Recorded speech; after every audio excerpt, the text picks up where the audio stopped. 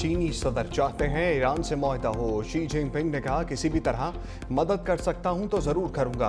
सदर ट्रंप का अमरीकी चैनल को इंटरव्यू। कहा चीनी सदर ने आबनाए हुर्मुज में बहरी आमदोरफ्त यकीनी बनाने में मदद की पेशकश की। चीन आबनाए हुर्मुज को बहाल देखना चाहता है। चीन ईरान से तेल खरीदता है जो ईरान से ताल्लुक की वजह है। मजीद कहा चीन ईरान को फौजी साजो सामान नहीं देगा। चीन ने 200 बोइंग जेट्स ऑर्डर करने पर इत्तफाक किया।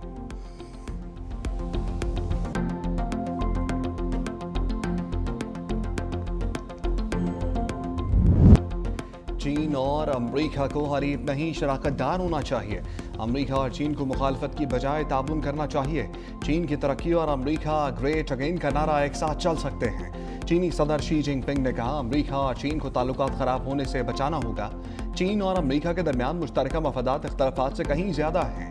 अमरीकी सदर डोनाल्ड ट्रंप की वफ़द के हमरा ज़ोराने में शिरकत। एलन मस्क समेत दीगर कारोबारी शख्सियात की ज़ोराने में भी मौजूद की। ट्रंप ने कहा कि चीन की मेज़बानी से मुतासर हुआ हूँ। चीनी सदर और उनकी टीम से अच्छी बातचीत रही। तमाम अमूर पर तबादला ख्याल किया। अमरीकी सदर ने चीनी सदर को दौरा अमरीका की दावत दी।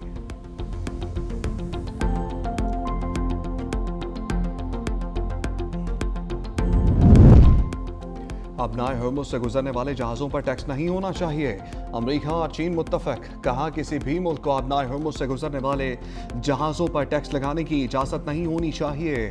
अमरीकी सदर डोनाल्ड ट्रंप और चीनी सदर शी जिनपिंग की ग्रेट हॉल में अहम मुलाकात। दोनों रहनुमाओं की बातचीत 2 घंटे तक जारी रही। शी जिनपिंग ने कहा चीन और अमेरिका के ताल्लुकात में इस्तेहकाम पूरी दुनिया के लिए अच्छी बात है। दुनिया इस वक्त ईरान तनाज़े और आलमी सप्लाई चेन के संगीन चैलेंजेस से गुजर रही है। ताइवान के मसले को दुरुस्त तरीके से ना संभाला गया तो दोनों मुल्कों में तसादुम होगा।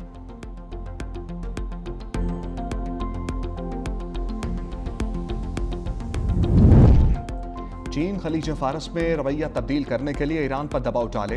अमरीकी वज़ीर ख़ारजा मार्को रूबियो का एयरफोर्स 1 से अमरीकी मीडिया को इंटरव्यू। कहा अमरीका ने चीन को कायल करने के लिए 3 दलाइल पेश किए। जब चीनी मसनूआत खरीदने वाले ममालिक की मईशतें तबाह होंगी तो वो ममालिक अपनी खरीदारी कम कर देंगे और चीन की बरामदात भी कम हो जाएंगी। इस तनाज़े का हल होना चीन के अपने मुफाद में है।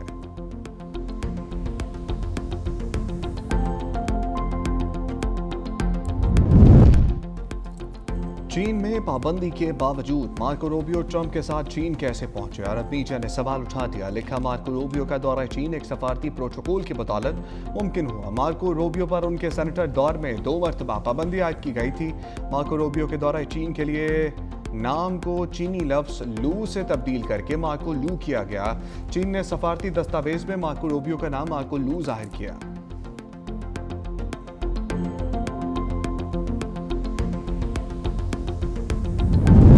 मुत्तहिदा अरब अमीरात ईरान के खिलाफ जंग में बराह रास्त मुलव्वस था। ईरानी वज़ीर ख़ारजा अब्बास अराग़ची का ब्रिक्स वज़राए ख़ारजा इजलास से खिताब। कहा ईरान पर हमलों में ऐसे ममालिक की सरजमीन से ताउन किया गया जो गैर जानिबदार होने का दावा करते हैं। मुत्तहिदा अरब अमीरात के इक़दामात के खिलाफ कार्रवाइयाँ दिफाई हक़ के तहत होंगी। ब्रिक्स आलमी निज़ाम की तश्कील में अहम स्तून बन सकता है। तेहरान अपनी खुद मुख्तारी और सफारतकारी के असूलों पर कायम है। जो कौमें अपनी इज़्ज़त और आज़ादी के लिए डट जाती हैं वो मुश्किलात बर्दाश्त कर सकती हैं। 1 साल से कम अरसे में मेरे मुल्क को अमरीका और इसराइल की जानिब से 2 वहशियाना गैर कानूनी जारहियतों का सामना करना पड़ा।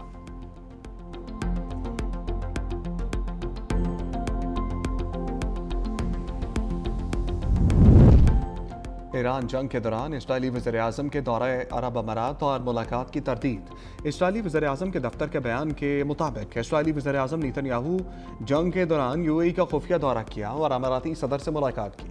नेतन्याहू ऑफिस का यूएई और इसराइल के ताल्लुकात में तारीखी पेशरफ्त का भी दावा। अमीराती वज़ारत ख़ारजा ने इसराइली वज़ीर आज़म के दौरे की तरदीद कर दी। कहा गैर एलानिया दौरों से मुतल्लिक दावे बेबुनियाद हैं। मुत्तहिदा अरब अमीरात के इसराइल के साथ ताल्लुकात पोशीदा नहीं।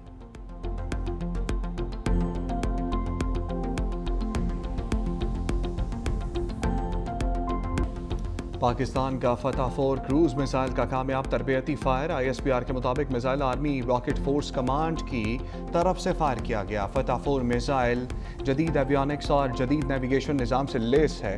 فتح 4 طویل فاصلے تک اہداف کو انتہائی درستگی سے نشانہ بنانے کی صلاحیت رکھتا ہے۔ تربیتی فائر افواج کی آپریشنل استعداد بہتر بنانے کے لیے کیا گیا۔ فتح 4 میزائل کے فائر کا مشاہدہ سینئر فوجی افسران، سائنسدانوں اور انجینئرز نے کیا۔ صدر پاکستان اور وزیر اعظم نے فتح 4 کے کامیاب تربیتی فائر کو سراہا۔ چیف آف ڈیفنس فورسز اور مسلح افواج کے سربراہان نے کامیاب فائر پر ٹیم کو مبارکباد دی۔ فتح سیریز میزائل پروگرام میں شامل ماہرین کی تکنیکی مہارت اور عزم کو خراج تحسین پیش کیا۔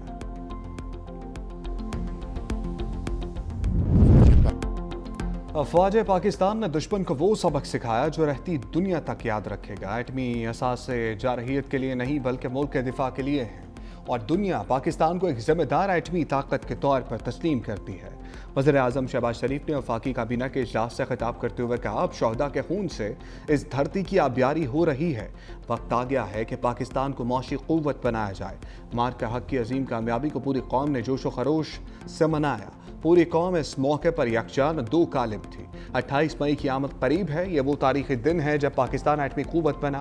ادھر وزیر اعظم شہباز شریف کی زیر صدارت ہاؤسنگ سیکٹر میں اصلاحات سے متعلق جائزہ اجلاس۔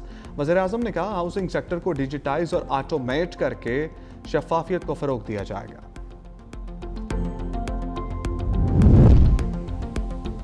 نائب وزیر اعظم اسحاق ڈار سے امریکی اسسٹنٹ سیکرٹری کی ملاقات۔ پاک امریکہ تعلقات اور علاقائی صورتحال پر تبادلہ خیال ہوا۔ اسحاق ڈار نے امریکی صدر ٹرمپ کے امن ویژن کو سراہا۔ نائب وزیر اعظم نے ایران امریکہ جنگ بندی مفاہمت کا خیر مقدم کیا۔ پاکستان کا مسائل کے حل کے لیے مذاکرات اور سفارتکاری پر زور۔ نائب وزیر اعظم اسحاق ڈار کا برطانوی سیکرٹری خارجہ سے ٹیلی فونک رابطہ۔ خطے کی صورتحال اور امن و استحکام پر تبادلہ خیال۔ برطانوی وزیر خارجہ نے پاکستان کے تعمیری کردار کو سراہا۔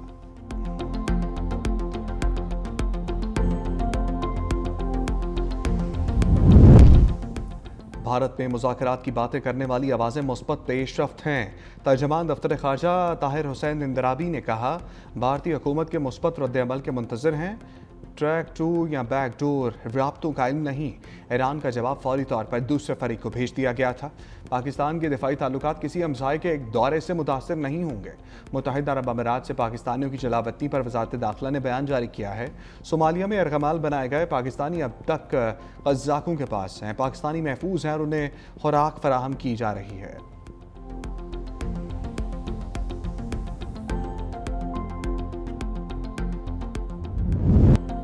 ڈرگ کوئین راز فاش کرنے لگی، کس نے کب اور کتنی رشوت لی، حقائق سامنے آنا شروع ہو گئے۔ سرکاری ادارے کے اہلکاروں پر کروڑوں روپے رشوت لینے کا انکشاف۔ مختلف قانون نافذ کرنے والے اہلکار نیٹ ورک سے رابطے میں رہے۔ منشیات کنٹرول کرنے والے اداروں کے افسر پر متعدد بار گرفتاری کے بعد رشوت لے کر چھوڑنے کا الزام۔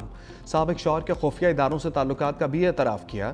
ایک شخص کو مبینہ طور پر کراچی کا بدنام زمانہ کوکین ڈیلر قرار دیا۔ رپورٹ میں ڈی ایچ اے کے مختلف تھانوں کو رشوت دینے کا الزام۔